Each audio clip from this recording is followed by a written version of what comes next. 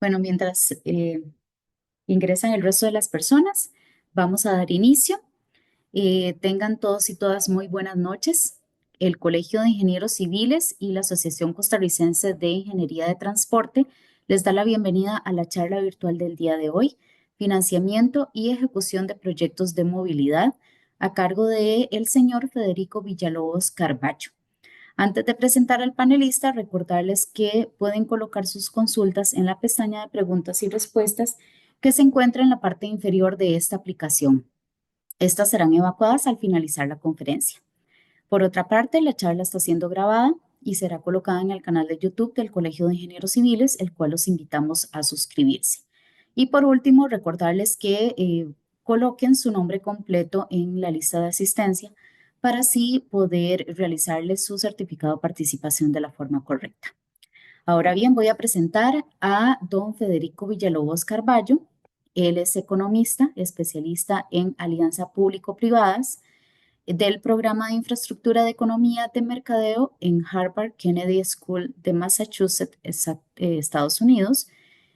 También es especialista en participación público-privada del Institute for Public-Private Partnership de Washington, Estados Unidos. Ahora bien, le voy a dar la palabra al ingeniero Daniel Chacón, presidente de la Asociación Costarricense de Ingeniería de Transporte. Adelante, don Daniel. Gracias, Carol. Buenas tardes a todos y muchas gracias a los que se han conectado a este webinar, también a los que se están conectando y todos los que ven este video en la plataforma de YouTube del Colegio de Ingenieros Civiles.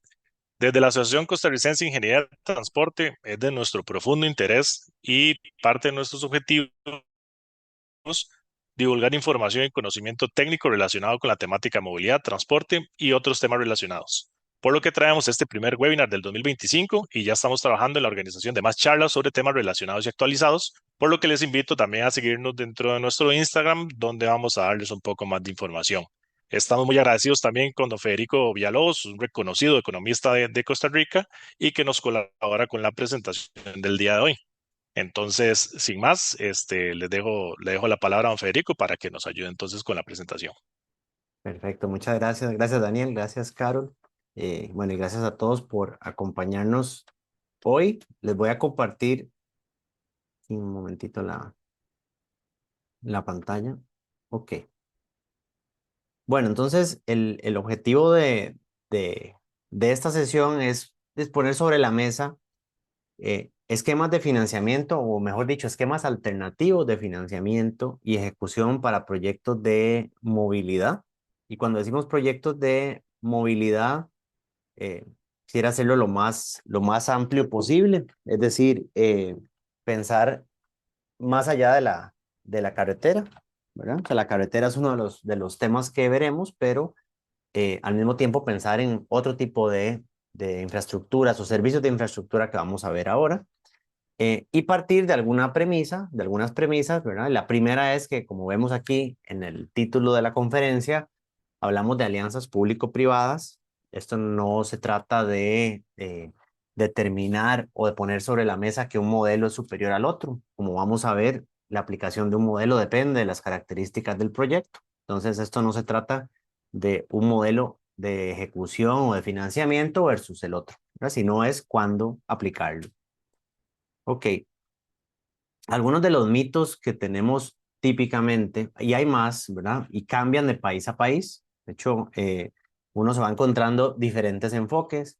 Cuando hablamos de asociaciones público-privadas, bueno, hay uno que yo incluiría aquí, adicional a los que ya vamos a repasar, es que en Costa Rica tenemos una confusión entre APP, concesión y de las de demás figuras. Es importante mencionar que la diferencia típicamente en los países entre APP y concesión es básicamente el marco legal aplicable, ¿verdad? No es la figura como tal. La figura como tal de un APP es también pues, una concesión. Es exactamente lo mismo.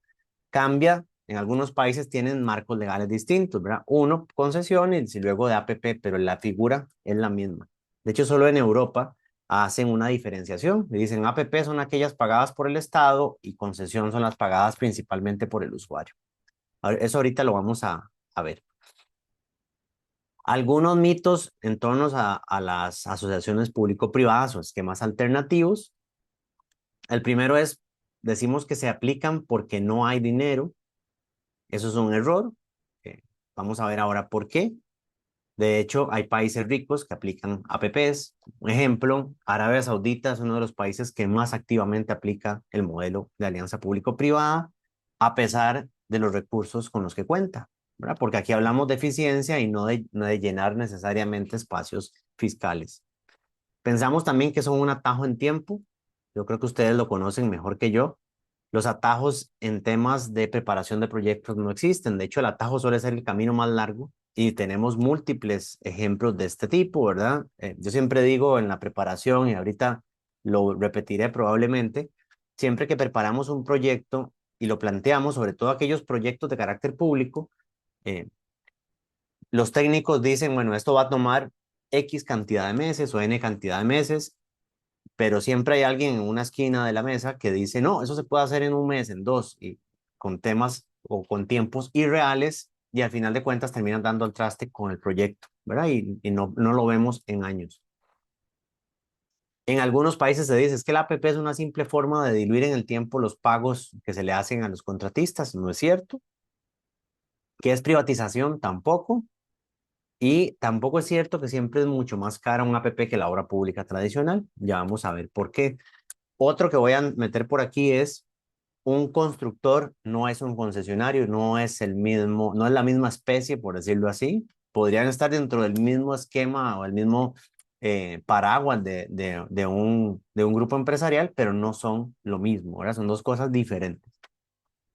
Ok, empiezo por algo que es muy importante y que normalmente viene de nosotros los economistas, ponemos sobre la mesa y decimos que obra pública es mayor bienestar económico, ¿verdad? Y siempre decimos hay que invertir X porcentaje del Producto Interno Bruto porque va a generar trabajo, porque el efecto multiplicador, etcétera, etcétera. Pues no es cierto, ¿verdad? Al final de cuentas, proyectos de infraestructura, como bien ustedes conocen, la decisión de ir adelante con un proyecto de infraestructura se basa en el análisis costo-beneficio, ¿verdad? ¿Cuánto me cuesta resolver un problema y cuáles son los beneficios que me da el resolver ese problema, ¿verdad? Entonces, no es lo mismo, probablemente algunos de los ejemplos que nosotros tenemos, sobre todo en el sector vial, donde termina invirtiéndose varias veces más el monto inicial, muy probablemente si uno hace el análisis, no se justificaba ese proyecto a ese costo, ¿verdad? Entonces destruimos valor económico. Entonces es importante poner sobre la mesa este, este tema, ¿verdad?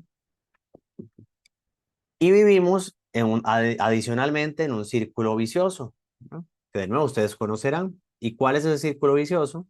Es, tenemos un proyecto débilmente preparado o hecho, digamos, a la carrera. ¿Por qué? Porque lo necesitamos por algún tema político, porque lo necesitamos porque resulta que hubo algún evento que tampoco podríamos llamar imprevistos, ¿verdad? Como cuando llueve aquí en los últimos meses del año. Yo creo que es algo que no debería sorprendernos, pero no sorprende. Entonces tenemos que salir rápido con el proyecto. Eso implica contratar al sector privado, pero de una manera inadecuada. Y aquí empiezan las adendas, los reajustes y ya lo que vamos conociendo. El proyecto cuesta varias veces más, pero una vez que lo inauguramos se nos olvidó lo que pasó. Y una vez que se nos olvida lo que pasó, además se nos olvida dar mantenimiento. Y no solo el mantenimiento, sino la operación del proyecto. Aquí pongo un ejemplo carretero, pero esto aplica y ahora lo vamos a ver a todos los sectores de infraestructura. Abandonamos el proyecto y esto nos vuelve a llevar años después a la premura de un nuevo proyecto porque el que tenía anteriormente ya llegó, digamos, a un punto de colapso. Y vivimos en esto. En el muy corto plazo, cuando nos enfocamos en el hoy, pues no lo vemos, pero cuando hacemos zoom out, por decirlo así, vamos viendo cuál es ese impacto que se tiene sobre todo, no solo sobre la calidad del servicio, sino sobre las finanzas públicas. Aquí hay un tema muy importante. Y ese círculo vicioso, si uno lo ve, una vez que uno desarrolla el proyecto, bueno, estamos todos contentos, no hay por qué no estarlo, pero un proyecto que iba a costar 100 nos termina costando 300, pues no tiene mucho sentido, ¿no? Es decir, que habríamos tenido 200 adicionales que pudimos haber canalizado a otros proyectos. que sí requerimos.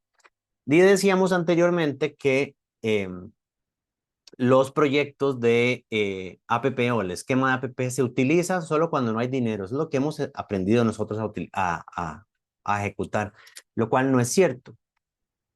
Esto que ven aquí es el modelo de cascada. Este modelo de cascada sobre todo lo promueve mucho Banco Mundial, Fondo Monetario Internacional, y lo que liga esa infraestructura a los recursos fiscales, que como sabemos son pues muy limitados en todos los países. Y esto funciona de la siguiente manera. La primera pregunta es si un proyecto lo puede desarrollar el sector privado. Si eso es así, que lo puede financiar y gestionar el sector privado, pues adelante, que lo financie y lo gestione el sector privado. Pero tal vez no. ¿En qué casos? Tal vez se requiere alguna reforma regulatoria que permita que el sector privado participe. De ser así, aplicar las reformas regulatorias para que el sector privado pueda financiar y ejecutar el proyecto. De no ser así, o de adicionalmente requerir, por ejemplo, algún tipo de garantía en el proyecto, algún tipo de aporte del Estado, pues poderlo plantear para que también el sector privado pueda canalizar recursos y de alguna manera no afectar el presupuesto público. Y ya como última instancia, poder recurrir a los presupuestos, es decir, a la obra pública tradicional. Y esto lo que permite es optimizar los recursos, ¿verdad? Nosotros empezamos al revés. Nosotros solemos estar invertidos.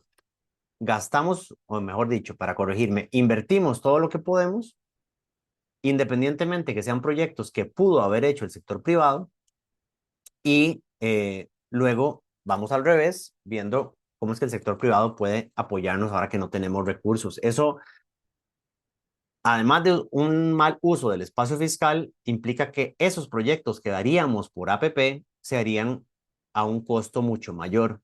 ¿Por qué? Porque si estamos en un esquema o en un entorno donde las finanzas públicas están deterioradas, cualquier empresa privada, local o extranjera que invierta en el país lo hará a un costo mucho mayor, porque está invirtiendo en un entorno muchísimo más riesgoso. Entonces, esto está invertido, ¿verdad? Y uno se lo podría plantear, tal vez sin mencionar proyectos en particular, pero creo que todos podríamos tener ahorita en la mente algún proyecto que uno dice, esto lo pudo haber estado haciendo el sector privado con sus recursos y su capacidad de gestión, pero resulta que por una decisión de otro tipo se está haciendo mediante obra pública tradicional. En ambos casos lo hace el sector privado. Son dos formas distintas de contratar. Entonces, cuando hablamos de APPs, creo que es importante poner sobre la mesa, no es cierto aquello de que solo son para mega obras y que solamente se utiliza para proyectos de peaje, en carreteras de peaje, ¿verdad? Que a veces uno dice, solo para eso sirve esto. No, ¿verdad? Sino que esto es un esquema donde nosotros pasamos de una visión de hacer obras a servicios. De hecho, yo siempre menciono que una palabra o una frase, mejor dicho, que utilizamos constantemente, se utiliza por todos nosotros y se utiliza en la prensa sobre todo, es cuando decimos la obra va a estar lista, la obra costó, la obra. Eh, y para mí eso es como contar una sola parte del cuento, ¿verdad? ¿Por qué? Porque hablamos de la obra como si la construcción fuera el inicio y el fin de todo, pero al final de cuentas viene la etapa más importante, que es la prestación del servicio. ¿Verdad? Uno no se imaginaría eh, que se construya un hospital sin médicos, sin un sistema para operarlo, ¿verdad? Todo lo que tiene dentro del servicio. Uno al final lo que está esperando es el servicio de salud que está detrás.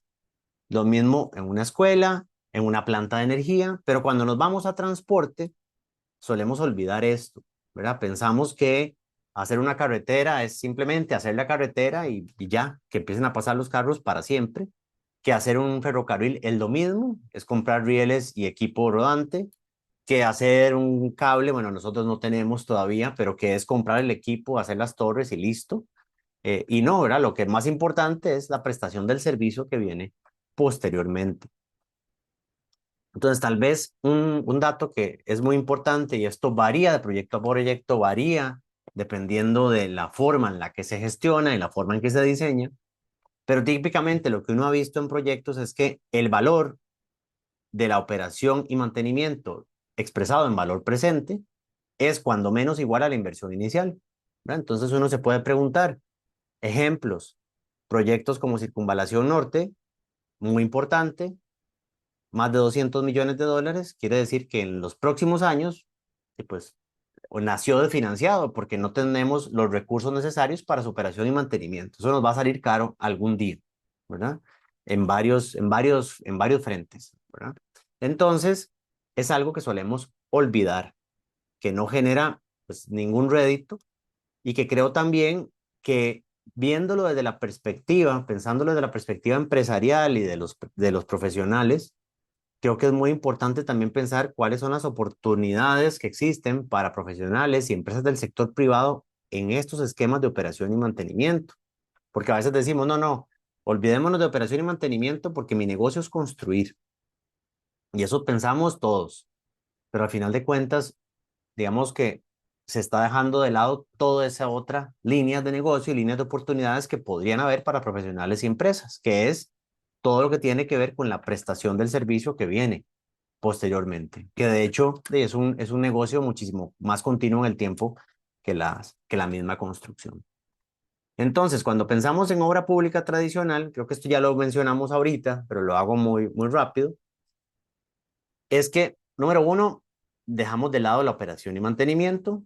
Número dos, contratamos al sector privado de una sola manera por modelo de obra pública tradicional. Yo siempre pongo este ejemplo y es cuando se hace la chapia o la corta, digamos, de la maleza que está, uno lo ve en los caños o a la par de las vías, por ejemplo, para poner el caso de las carreteras, se cobra por la corta de esa maleza, pero no se está, perdón, se paga desde la perspectiva del Estado por la corta de esa maleza, pero no se está pagando porque eso no vuelvan a hacer.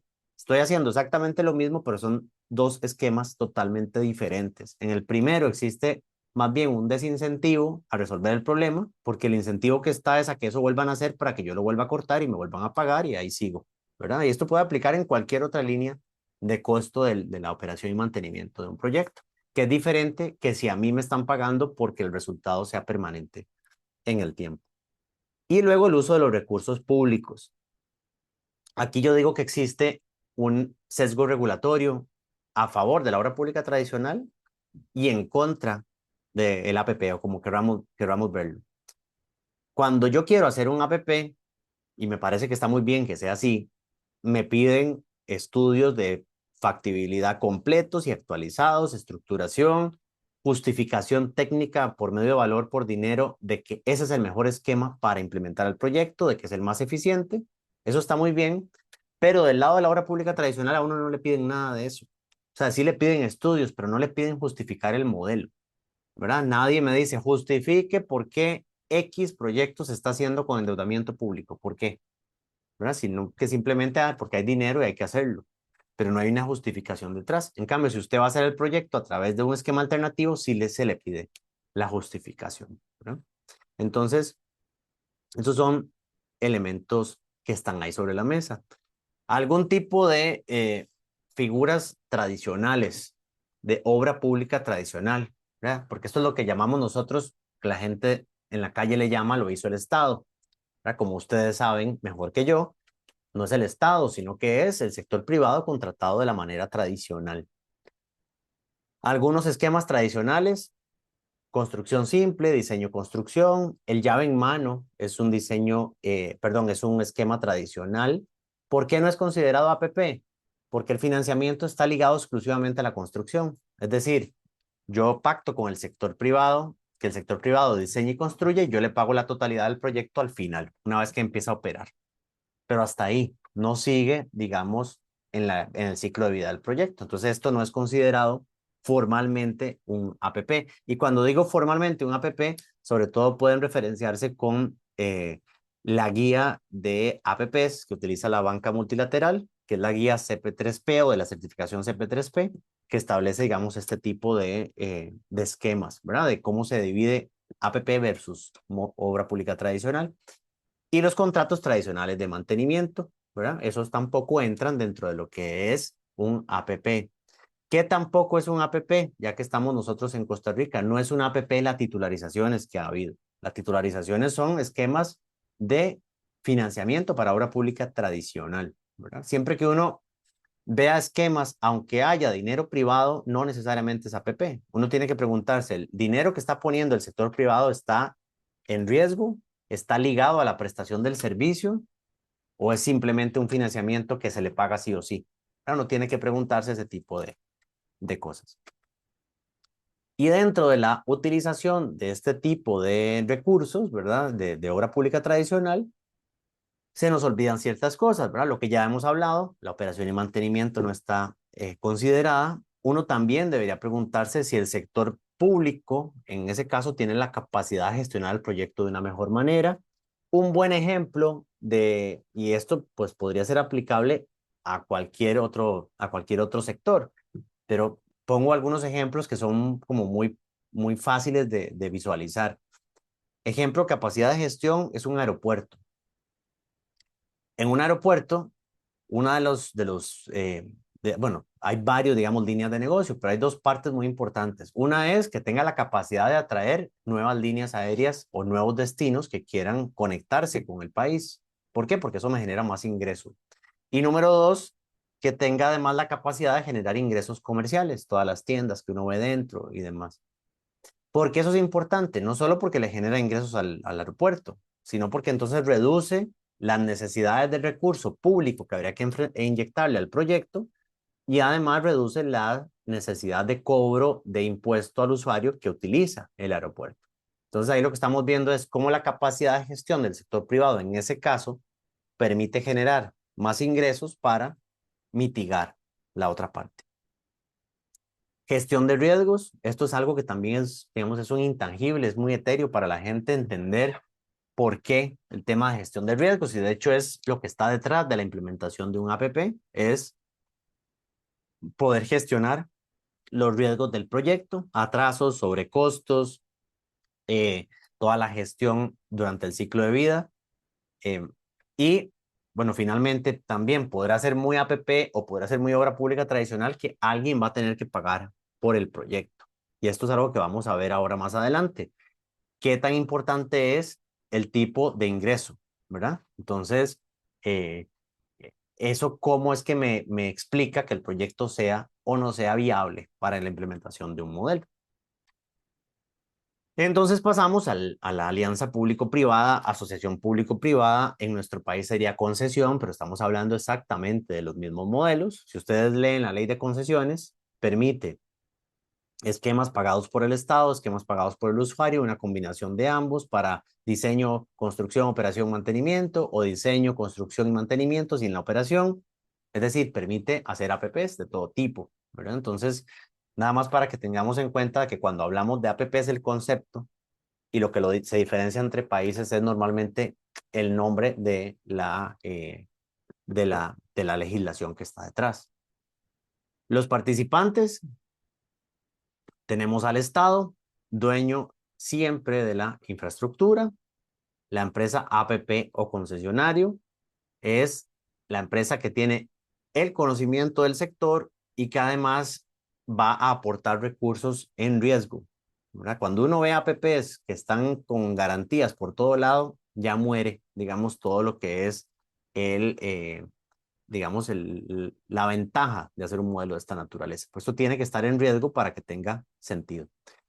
Los financiadores, fondos de pensiones, bancos, aseguradoras, entran de manera pasiva. Ya vamos a ver cómo entran y qué condiciones piden para entrar, pero el financiador no va a tomar el rol de uno de estos, ¿verdad? También a veces decimos, es que hay mucha plata en la banca, mucha plata en los fondos de pensión, sí, pero para financiar proyectos que estén bien gestionados de este lado.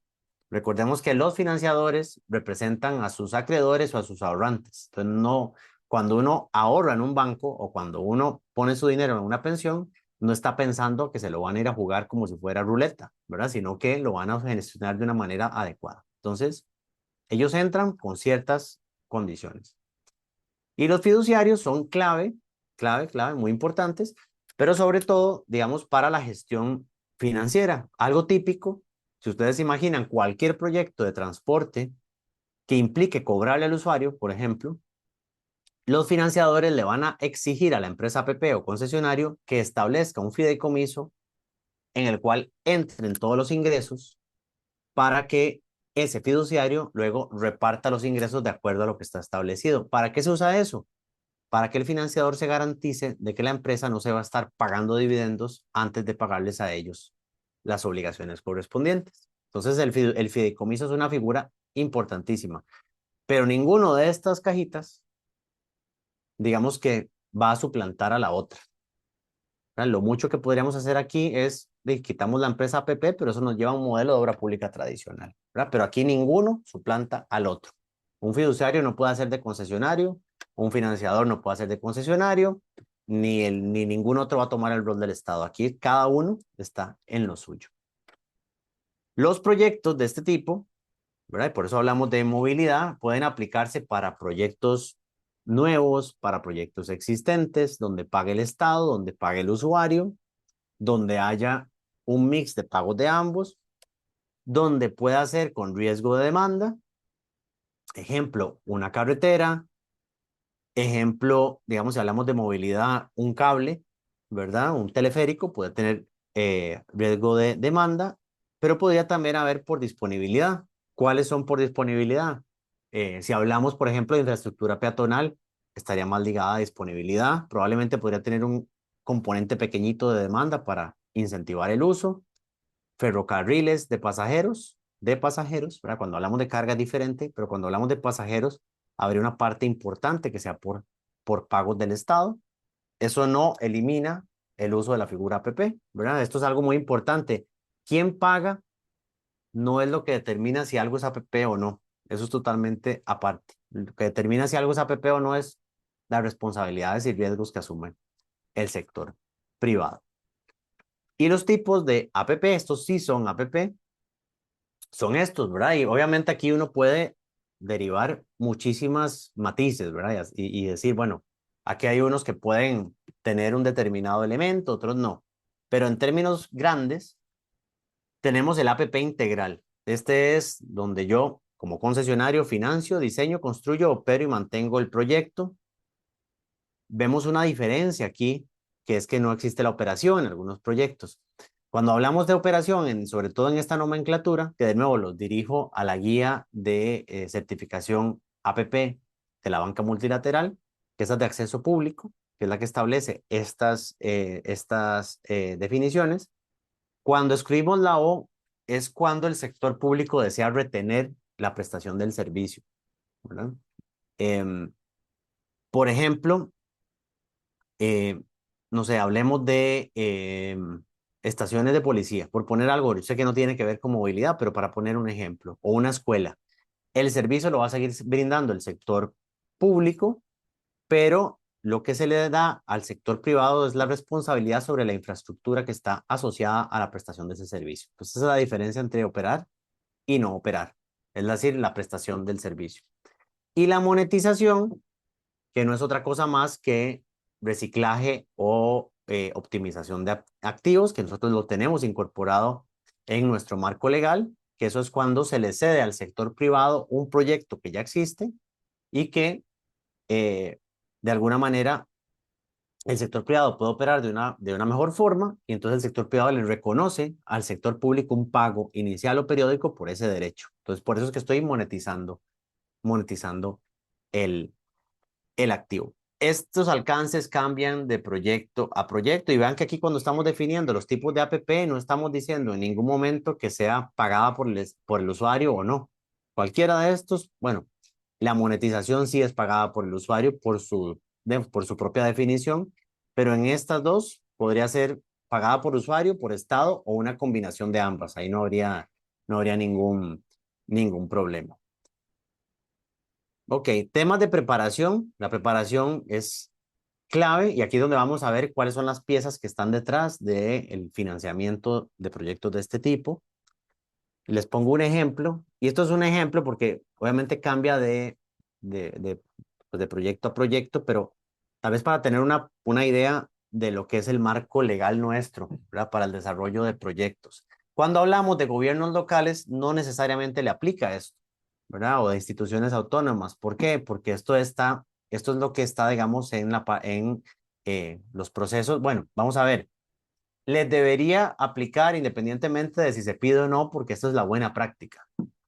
Pero lo que voy a mencionar, sobre todo en la fase de evaluación, esos pasos, sobre todo, son aplicables para gobierno central, ¿verdad? Y algunas instituciones que están también ligadas a este esquema, no necesariamente gobiernos locales. Entonces tenemos la etapa de evaluación o de preparación. Aquí tenemos perfil, prefactibilidad y factibilidad. La diferencia entre estos, y claro que ustedes la conocen, es la profundidad de los estudios que están detrás. Ahorita repasamos rápido cuáles son esos componentes de los estudios, pero esto lo que me busca es tener pues una declaratoria de viabilidad de Mideplan y de el aval sectorial. Ejemplo, si es un proyecto de transporte, el aval del Ministerio de Obras Públicas y del Ministerio de Planificación. Algo importante aquí es que yo tengo, bueno, puedo inscribir el proyecto a nivel de perfil, pero yo puedo pasar directamente a la factibilidad. Es decir, puede ser que un proyecto tenga características que no impliquen hacer una prefactibilidad y luego una factibilidad. Luego de esto, pasamos a estructuración. Y uno dice, ¿qué es la diferencia entre esto y esto? Porque la palabra estructuración se utiliza muy ampliamente. ¿Verdad? A uno le dicen, usted estructura proyectos. ¿Qué significa eso? Alguna gente se lo imagina aquí, ¿verdad? Que es el concesionario levantando el dinero y no es eso. Estructuración es tomar el estudio de factibilidad, digamos, y llevarlo a nivel de cartel de licitación, de contrato para licitar, o sea, ya de la letra, digamos, la letra fina. ¿Podría estar en la misma fase? Sí, podría ser que un estudio de factibilidad ya incluya esto, ¿verdad? Pero yo, por ejemplo, un estudio de factibilidad podría establecer, esto va a ser una carretera o cualquier proyecto por nivel de servicio que más o menos sigue esto, esto y esto. Ok, pero en la estructuración yo tengo que tener muy claro cuándo se activan las penalidades, cuánto tiempo le doy de corrección por una penalidad, de cuánto es ese castigo, etcétera. Toda esa letra menuda está aquí. Y eso tiene que ir al cartel y al borrador de contrato, porque a partir de eso es que los interesados van a analizar si participan o no. Aquí hay aprobación de ARECEP, del MINAE hasta cierto punto, porque recordemos que el diseño final es del concesionario, hablando de APPs, entonces pues serían ellos quienes tienen esa obligación final por tener el diseño final. Y la aprobación de Hacienda, esto sí es muy importante. De hecho, hay unas guías particularmente que se aplicaron ahora por primera vez con Puerto Caldera, pero que son guías para la preparación de proyectos de APP. Hay una guía de valor por dinero y de contingencias fiscales. Eso está en el portal del Ministerio de Hacienda en crédito público y eso está referenciado a la misma evaluación de riesgos que probablemente ustedes ya han visto, multicriterio, que el de multiamenaza, perdón, que se aplica bajo las guías de Mideplan. Luego viene la licitación y una vez licitado, a esto le llamamos cierre comercial, es cuando hay firma de contrato. Ahora sí, el concesionario se vuelve con ese contrato firmado a buscar a los financiadores. No es la primera vez que les habla porque probablemente ya les han hablado durante la licitación del interés del proyecto, pero se vuelve, busca el financiamiento. Y una vez que ya tiene el financiamiento completo, eso se llama cierre financiero.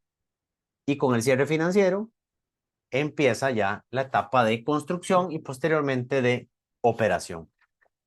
Y hay una que podría tener aquí un apartado independiente, que sería la etapa de reversión al Estado, ¿verdad? Que es muy importante, la hemos dejado de lado. Nosotros, yo creo que tuvimos una experiencia no positiva, o para ponerlo de otra manera, una lección aprendida con la revisión técnica vehicular. Un proyecto importante, sabíamos que vencía el contrato en un determinado momento y llegamos hasta el final y nos sorprendimos de que el contrato se terminó, cuando es algo que se pudo haber previsto. Ahora, cuando yo estoy armando este tipo de esquemas, desde la perspectiva del sector público, ¿qué tengo que ver? Y aquí hay un delicado equilibrio. De hecho, cuando uno empieza a ver los primeros esquemas de APP o de concesión de los países, ese delicado equilibrio suele no estar, vamos a ver, suena raro lo que voy a decir, pero es un equilibrio que no suele estar tan equilibrado. ¿Por qué? Porque esto nos lleva a las premisas del inicio de la presentación, cuando decíamos, es que uso APP porque no tengo plata. Eso está Eso no es adecuado. ¿Por qué? Porque yo empiezo entonces a preparar el proyecto pensando en que el sector privado tenga todas las condiciones para participar. Cuando decimos bancabilidad, la misma palabra lo dice, es que los financiadores estén interesados en participar. Entonces, claro, yo podría decirle, le garantizo todo y le garantizo el rendimiento. Entonces, ¿de qué sirve hacer un APP si yo garantizo un rendimiento? ¿Verdad? Eso no tiene ningún sentido. Y uno ve contratos que están vigentes, que uno dice, bueno, pero aquí prácticamente está garantizado el rendimiento. Vigentes me refiero en varios países de la región.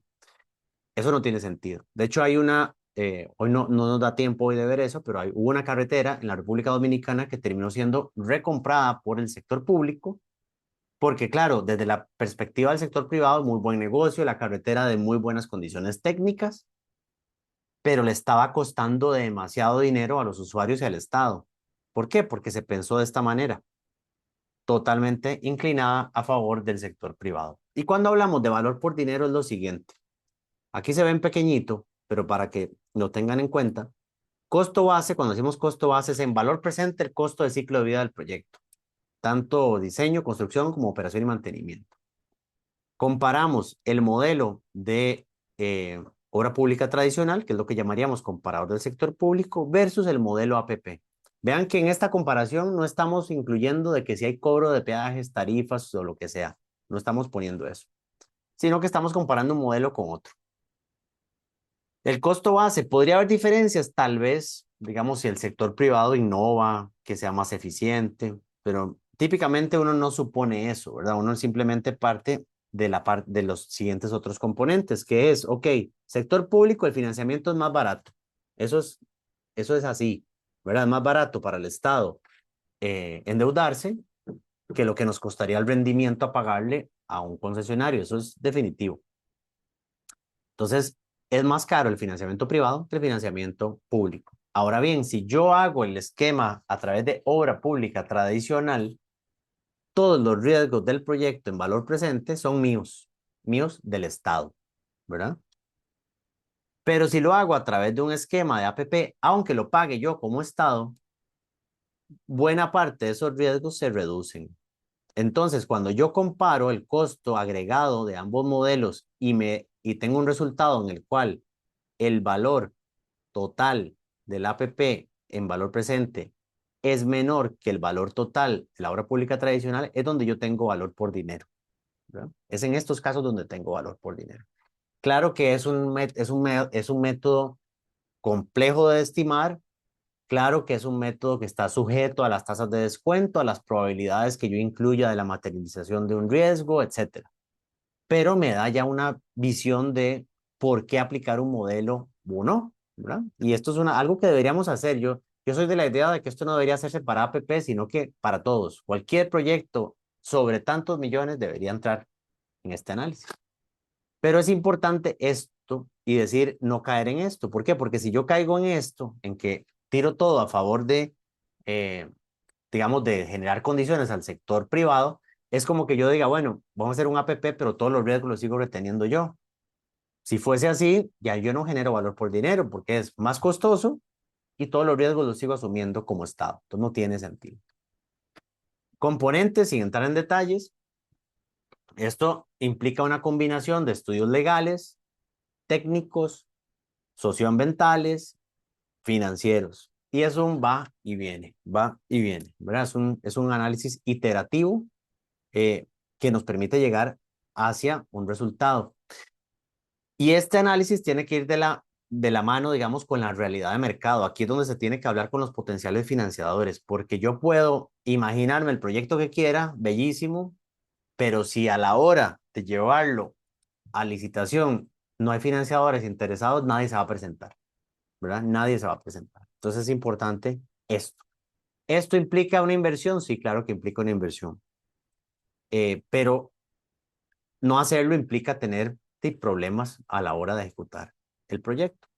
En la parte técnica, y esto de nuevo, aquí los expertos son ustedes, no yo, eh, una de las discusiones que siempre hay es qué significa la diferencia entre profundidad técnica entre una prefactibilidad y una factibilidad. De hecho, en Costa Rica esto no está planteado así como de manera explícita.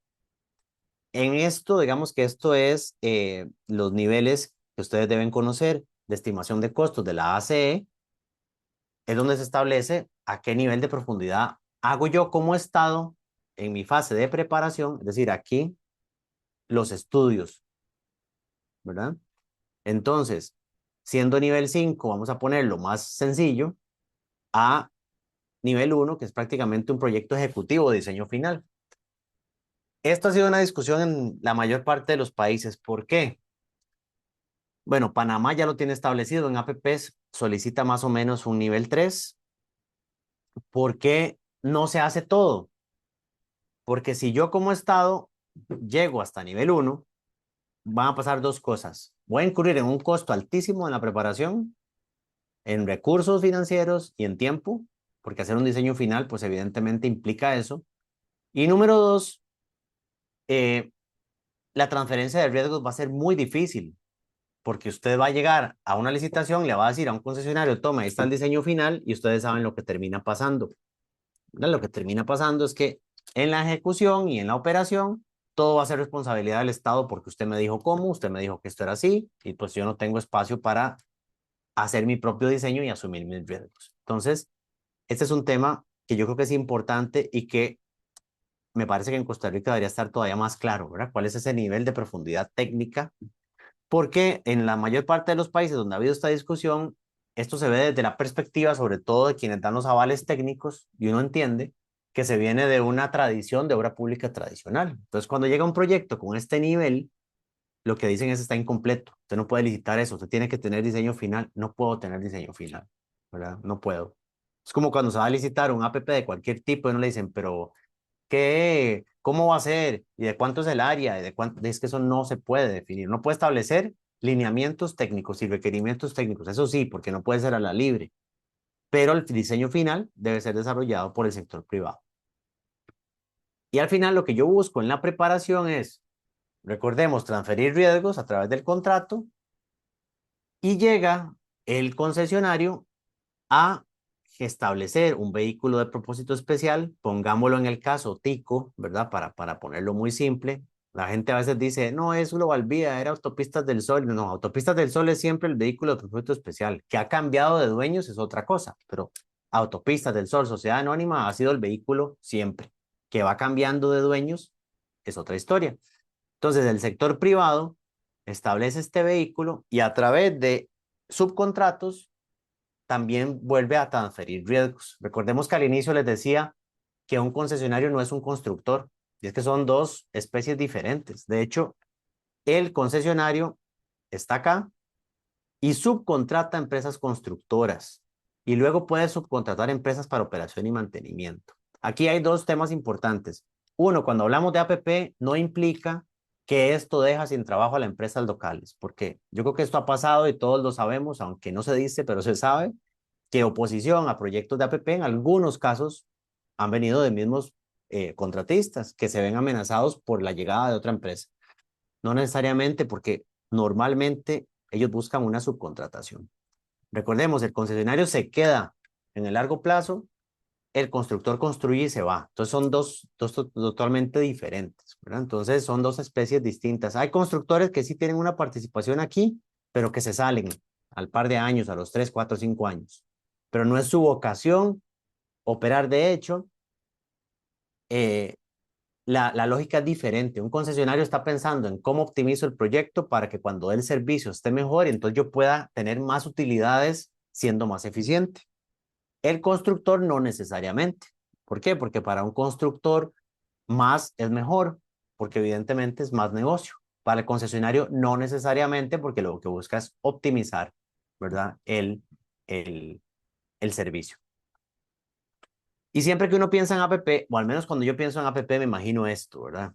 Y en APP es un tiempo de inversión contra un tiempo de recuperar esa inversión, ¿verdad? Parte de esa inversión la va a poner los bancos, ¿verdad? O los fondos de pensión, que es esto verde, y luego tendré que dedicar una parte de mi ingreso también a repagarle a esos financiadores. Esto es lo que se ve desde la perspectiva de los concesionarios.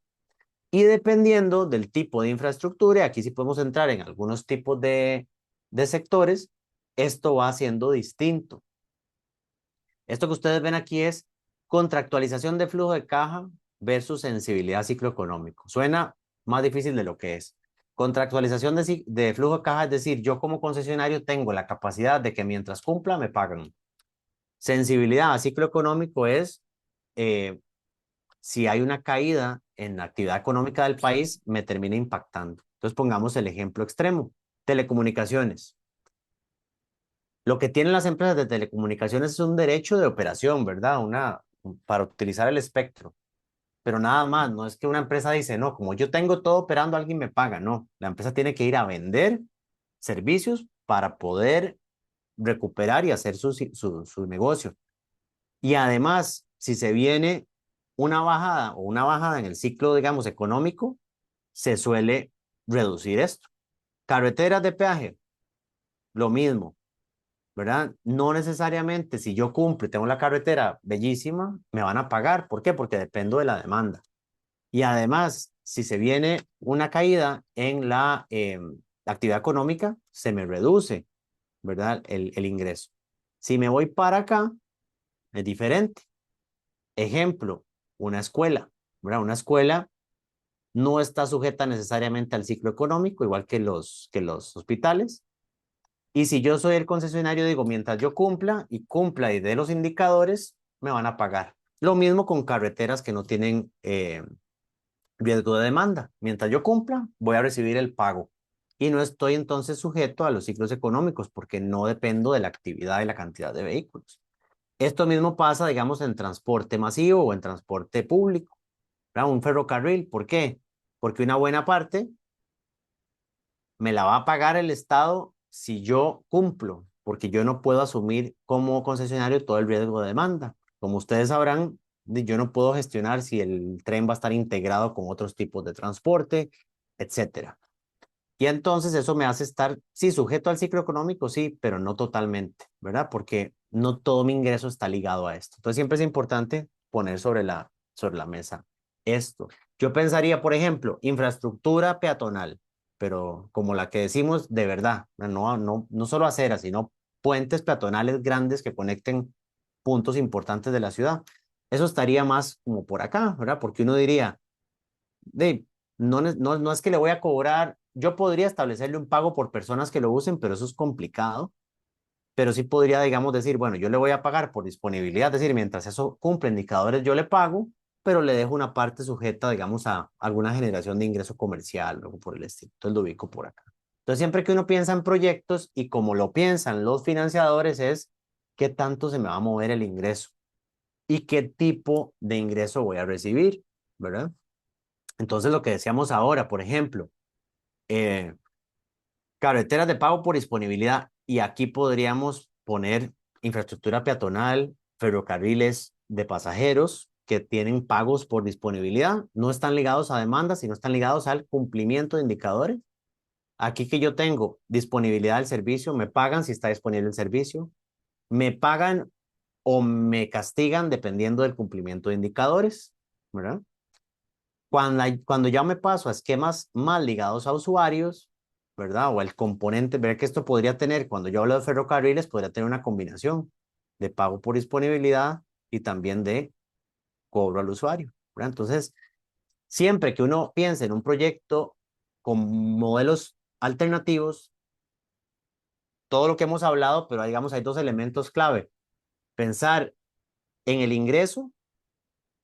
Es decir, yo podría transferirle al sector privado la generación de ingresos de ese proyecto, eso es uno. Y dos, qué tan previsible o volátil es ese ingreso, porque de eso también va a depender la participación de los financiadores, ¿verdad? Por eso cuando hablamos de ferrocarriles pasa esto. Entonces, uno dice tipos de ingreso eh, en temas de cables, digamos, que se den en las ciudades, que es algo que podría estar aquí. Uno dice, bueno, ¿a qué lo ligo? Depende, ¿verdad?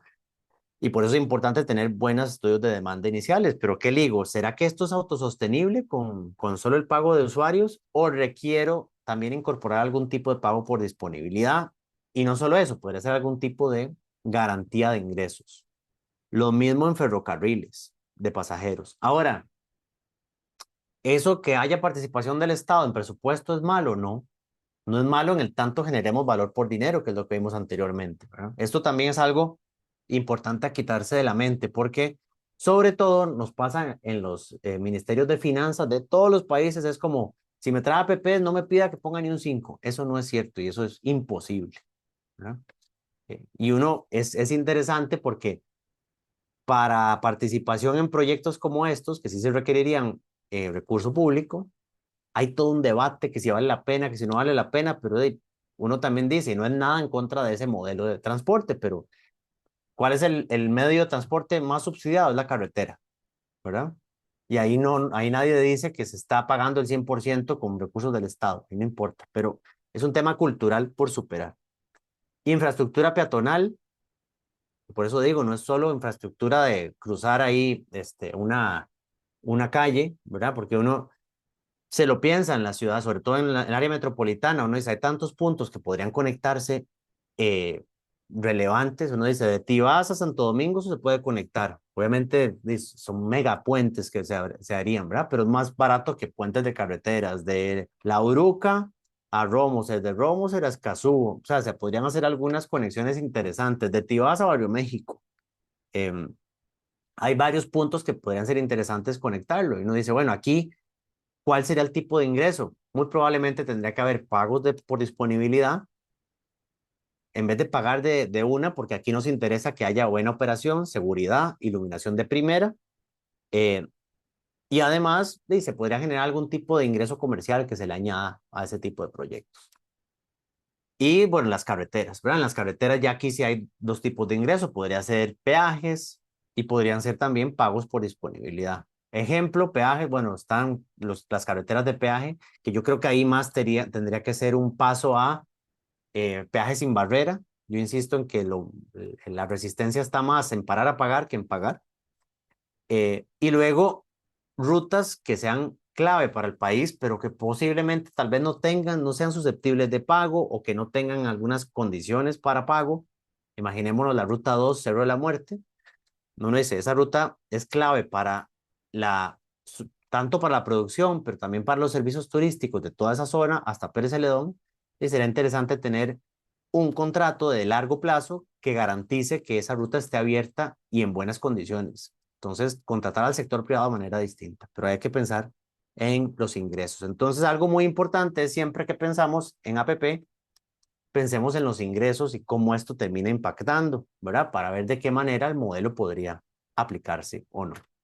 Y recordemos que lo que está detrás de todo esto es un va y viene en la estructuración que hay que lograr valor por dinero, evidentemente, pero también lograr que los financiadores al mismo tiempo tengan las condiciones que ellos esperan, porque ellos también van a poner límite de cuánta deuda aguanta el proyecto y todo. Hoy no nos da tiempo de llegar a ese nivel, pero hay todo un tema ahí detrás y que el concesionario pueda lograr su rendimiento esperado, no garantizado. Siempre que uno vea un contrato de concesión y dentro le diga cuál es el rendimiento, piénselo varias veces porque ese es un contrato que no tiene mucho sentido en términos de APP.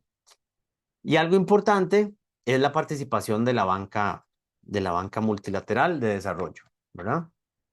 ¿Por qué? Porque no solo en la preparación de los proyectos, sino también en el financiamiento de los proyectos, porque cuando participan bancos de este tipo, genera confianza para que participe la banca comercial. La banca privada normalmente no se anima a participar sola, sino es que hay un componente que tenga el BESI, el BID, el Banco Mundial, la CAF, que participen ahí, ¿verdad? En el proyecto. Y para ir cerrando algunos elementos para el éxito, esto es importante, el tema de cómo estamos posicionados. Este es el Infrascope o el Infrascopio que lanza el Banco Interamericano de Desarrollo más o menos cada 2 años. Y este es el ranking a nivel Centroamérica. Hay una evaluación de 26 países a nivel de América Latina, ¿verdad? Esto que ven aquí, este número es la ubicación a nivel latinoamericano y la posición que ven acá es la posición a nivel de Centroamérica y República Dominicana, ¿verdad? Nosotros somos el país número 2, Panamá es el número 1. Panamá aprobó su ley en el 2019 ya tienen su primer proyecto, son más de 200 kilómetros de la Panamericana, como le llaman ellos, de Panamá hacia Colombia, más de 200 kilómetros, donde va a ser una puesta a punto y un mantenimiento por nivel de servicio. Son más de 15 años de concesión. Aquí se analizan las instituciones y la regulación que está detrás, la preparación, que esto es muy importante, que haya fondos para preparación, el acceso a financiamiento, la gestión de riesgos del contrato y la evaluación ex post, ¿verdad? ¿Por qué es importante mejorar en esto? Porque los potenciales interesados miran las condiciones del país y entre mejor posicionado esté yo, más barato me sale el proyecto a mí como país. ¿Por qué? Porque si soy un país con alto nivel de riesgo, digamos, si nos vamos a las últimas posiciones, el mismo proyecto va a costar más. ¿Por qué? Porque va a esperarse un rendimiento financiero superior. Yo pongo esto como ejemplo. Una cosa es ahorrar en el banco y otra cosa es ir a jugar un casino, para poner dos casos extremos. Uno va a esperar un rendimiento mayor en el casino porque la probabilidad de perder es muy superior y va a esperar un rendimiento razonable en el banco porque siente que el dinero está seguro. Lo mismo ocurre en APPs. Entre más seguro está el país, menos rendimiento esperado voy a tener desde parte del sector privado y eso se traduce en menores tarifas para el sector, para los usuarios y menor aporte de recursos de parte del sector público. Y entramos así en un círculo virtuoso. Veíamos el círculo vicioso al inicio. El círculo virtuoso sería proyectos bien preparados, se contrata al sector privado de la mejor manera, que no necesariamente es siempre APP, ¿verdad? El modelo depende de proyecto a proyecto. Los proyectos están en tiempo y en presupuesto y se programa la operación y el mantenimiento. Entonces tenemos ya servicios de infraestructura, no obras de construcción, que son dos cosas muy diferentes. Y para lograr esto, como decíamos, necesitamos ir más allá de inauguraciones, tener una visión de política de Estado. 4 años en esto no es nada y ustedes lo saben mejor que yo. No es nada, ¿verdad? Y cierro con un tema de transparencia, no solo en los proyectos, ¿verdad? Un tema de transparencia de por qué se está contratando, a quién se está contratando y por qué, sino también hay un tema que yo insisto mucho en esto, que es la regulación de los conflictos de interés que se puedan dar en proyectos de infraestructura. Nosotros como consultores o las mismas empresas, tener, digamos, esos cuidados y esto debería regularse de parte de las instituciones públicas que, por ejemplo, Federico no esté asesorando al sector público en la mañana y en la tarde a una empresa privada que tiene interés en ese mismo proyecto que estaba asesorando en la mañana o que tiene algún conflicto de interés con ese proyecto. Ese tipo de cosas es importante irlas atendiendo para ir ganando de nuevo confianza en el desarrollo del sector infraestructura, que como sabemos, siempre estamos sujetos pues, a ese tipo de situaciones, pero es importante poner sobre la mesa el poder atenderlos. Bueno, yo con esto finalizo y más bien les agradezco nuevamente y abro espacio a cualquier consulta, comentario que puedan tener de su parte. Muchísimas gracias, Federico, por la excelente conferencia. Abrimos el espacio para preguntas. Pueden anotarlas en la pestaña de preguntas y respuestas.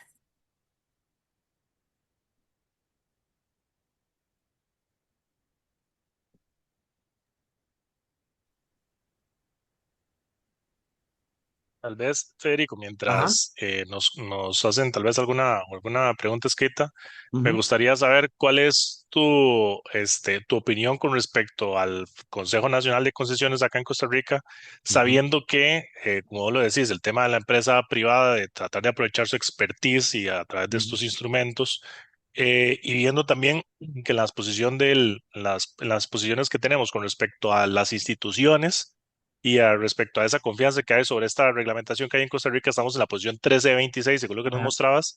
Entonces, ¿qué tan bien estamos ahí? ¿Cómo lo es factible? Si realmente nosotros tenemos ujú, suficiente instrumento, si tenemos personas capacitadas para ver todo este tema, los indicadores y demás, como para ver cómo es ujú. ese panorama aquí en el país, ¿verdad? Sí, esa es una muy buena pregunta. Eh, yo creo que sí nos falta, digamos, sobre todo en las capacidades, yo no generalizo, pero vamos, yo creo que sí nos hace falta conformar equipos pensando, digamos, en este modelo que es distinto, ¿verdad? De hecho, el Consejo de Concesiones nuestro es mucho más grande que el de países vecinos. Ahora que sea Panamá, Panamá tiene son más o menos 20 personas, el nuestro es de 60. Entonces, yo creo que sí nos hace falta fortalecer en capacidades y además creo que esto es de lo más importante, es también qué tarea se le da. Si hoy uno ve el Consejo de Concesiones debería estar enfocado en lanzar nuevos proyectos, en asesorar a otras instituciones del Estado para ayudarles a llevar proyectos de este tipo, pero se lo consume la gestión de proyectos. Por ejemplo, Ruta 27 le consume muchísimo de la capacidad y el tiempo al Consejo de Concesiones. Y eso no debería ser el rol del Consejo de Concesiones, porque el Consejo de Concesiones debería ayudar a licitar el proyecto y que sea el MOPTO, el CONAVI, el que se encargue del proyecto. Que la terminal de contenedores de Moín, eso es Habdeba, ya el que opera el contrato. Entonces, hoy el Consejo de Concesiones está de cabeza, digamos, o llevando, no sé, el 70-80% de su tiempo en gestionar proyectos que ya están andando, entonces no tiene la capacidad de ir armando los proyectos que tiene. Entonces, yo creo que sí nos hace falta eso, y algunas instituciones grandes que harían mucho proyecto de este tipo, tipo MOB, creo que sí les hace falta también tener dentro alguna unidad pequeña, y cuando digo unidad son 3, 5 personas, que dentro del mismo ministerio puedan ir, digamos, llevando proyectos de esta naturaleza. Yo creo que ahí sí nos falta y equilibrar un poquito la conformación del consejo, ¿verdad? Y ahora lo que decíamos de los aspectos, se necesitan técnicos financieros, legales, socioambientales, hacer ahí un poquito de combinar en esto, porque es lo que se necesita, ¿verdad? Para poder echar adelante los proyectos.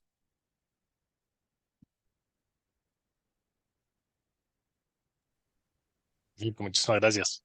Mm, Con gusto. Por el momento seguimos sin consultas de parte de los participantes. Si quieren, vamos haciendo el cierre de la conferencia. Tenemos nada más una pregunta, Carol, de Sí. José Adolfo Güell Loría. ¿Cuál es el primer paso que tiene que dar el Estado para hacer a Costa Rica un país atractivo para las APPs? Nueva normativa, mejor gestión, un portafolio de inversiones. Sí, yo creo que esa es una excelente pregunta. Y pongamos sobre la mesa, Costa Rica está volviendo al mercado de las APP ahora después de más de una década con el Puerto Caldera. Eh, yo creo que algo que tiene que hacer Costa Rica es, eh, digamos, empezar de nuevo. Yo creo que es en paralelo. Hay un tema de fortalecimiento institucional y paralelamente el armado de los proyectos. Este esquema que se utilizó con Banco Mundial, que es el que está detrás para el tema de Puerto Caldera, creo que fue muy positivo. Y Costa Rica, para ganarse la confianza nuevamente, yo creo que empezar a hacer proyectos, empezar a salir al mercado con proyectos como fue Caldera. No necesariamente tienen que ser esos megaproyectos, podría ser algo más acotado incluso, pero empezar a salir al mercado paralelamente que se hace mejoras institucionales, ¿verdad? Porque a veces pensamos que hay que reformar todo el Consejo de Concesiones para empezar a hacer cosas y no necesariamente, ¿verdad? Porque al final, si solo reformamos pero no hacemos nada, nadie nos va a creer. Pero si paralelamente vamos reformando la institucionalidad y lanzando nuevos proyectos, creo que es la mejor forma para ganar la confianza que sí existe, ¿verdad? Yo creo que en la institucionalidad nuestra, en la capacidad y en el cumplimiento de los contratos, pero lo que tenemos que recuperar es la confianza de que somos capaces de hacer, ¿verdad? Que eso es lo que donde hemos perdido un poquito la posición, el posicionamiento a nivel regional.